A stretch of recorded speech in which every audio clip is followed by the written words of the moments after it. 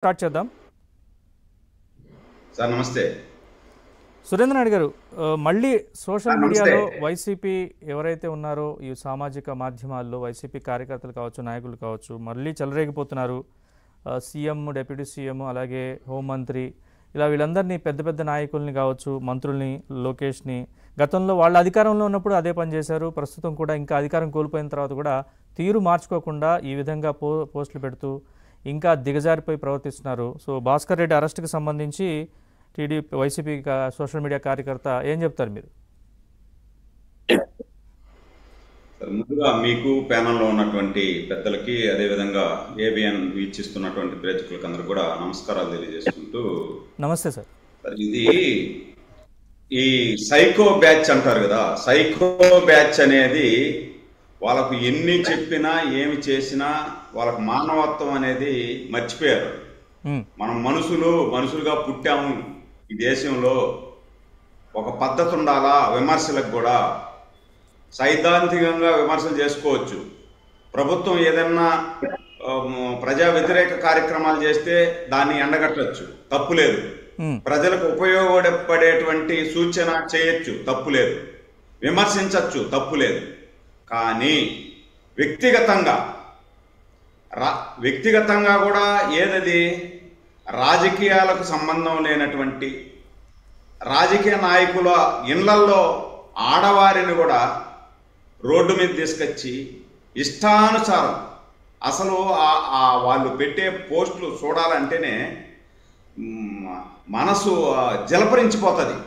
అంత అసభ్యకరంగా ఎలా రాస్తారో ఆ పోస్టు, ఏ మనుషులా లేకపోతే వీళ్ళు మానవ మృగాలా అనేది కూడా అర్థం కానటువంటి పరిస్థితి. ఇప్పుడు ఈ మాలపాటి భాస్కర్ రెడ్డి అనే అతను పుట్టింది నెల్లూరులో, పెరిగింది కృష్ణా జిల్లాలో, ఉండేది లండన్లో. లండన్కి వెళ్ళిన వ్యక్తి మనం సాధారణంగా విలేజ్లో ఏమనుకుంటారంటే విదేశాల్లో పోయాడు, విదేశాల్లో సెటిల్ అయినాడు అంటే ఉన్నత చదువు చదువుకున్నాడు, చాలా ఉన్నత భావాలు కలిగినటువంటి వ్యక్తిగా ఉంటాడు, చాలా గొప్ప వ్యక్తి.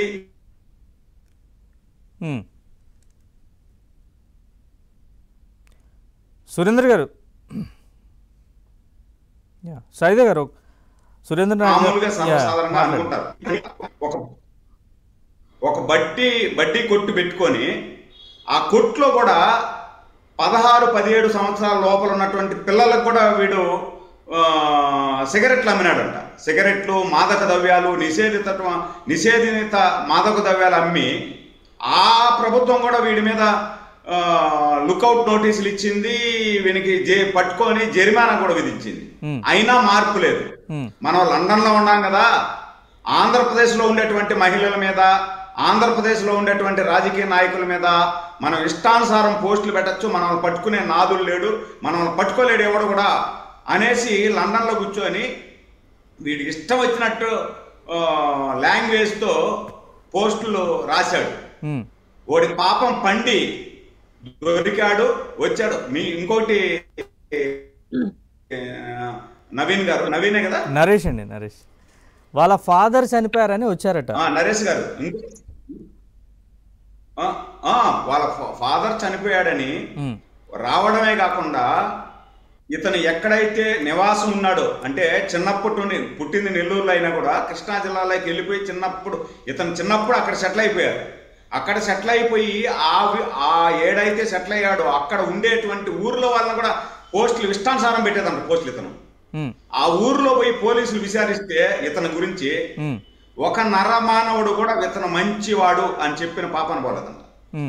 ఎంత దుర్మార్గుడుగా ఉంటాడో మీరు లెక్కేసుకోండి. చివరికి వాళ్ళ తండ్రి చనిపోతే ఎక్కడైతే పుట్టి పెరిగాడో ఆ ఊర్లోకి తండ్రి శవాన్ని తీసుకొస్తే ఆ ఊర్లో వాళ్ళు కూడా ఒప్పుకోరని చెప్పి వీళ్ళ పూర్వీకులు ఎవరైతే పుట్టారో నెల్లూరు జిల్లా, ఇక్కడికి వాళ్ళ తండ్రి గారి శవాన్ని తీసుకొచ్చి ఇక్కడ దహన క్రియలు చేశాడు.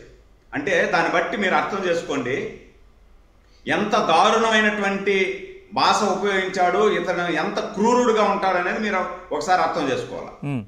వీడికి తోడు ఇంకొకడు ఉన్నాడు, అతని పేరు పంచి ప్రభాకర్ అంట. అతను మాట్లాడే లాంగ్వేజ్ ఇంకా విపరీతం. పంచి ప్రభాకర్ కానీ అతను శ్యామల కానీ, బోరుగడ్డ అనిల్ కానీ, శ్రీరెడ్డి కానీ, ఇలాంటి వాళ్ళందరినీ కూడా అచ్చోసిన ఆంబోతుల్లాగా, అంటే మనకు రాయలసీమలో కొంత ఒక నానుడు ఉంది, ఒక సామెత, ఇడిసినమ్మ ఈదికి పెద్ద అంటారు.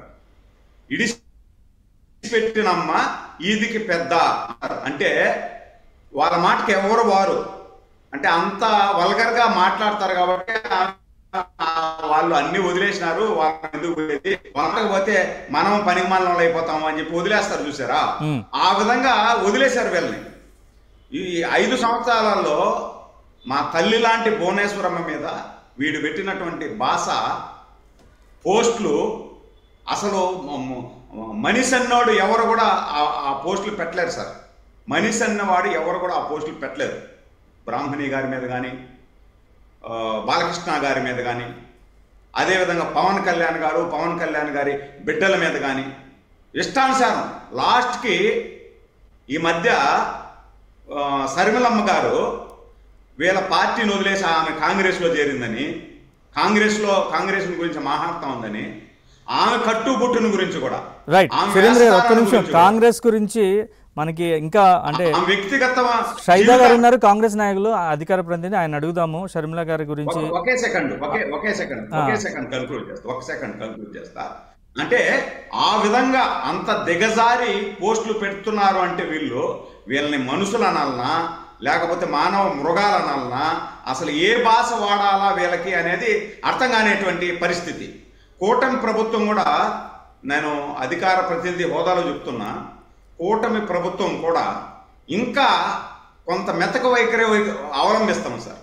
ఎందుకంటే సాక్షాత్ ముఖ్యమంత్రి గారి సతీమణి, సాక్షాత్ డిప్యూటీ ముఖ్యమంత్రి గారు వాళ్ళ బిడ్డలు సతీమణి మీద పెట్టినా కూడా అంటే ఒక్క నిమిషం సార్, మెతక వైఖరి అంటే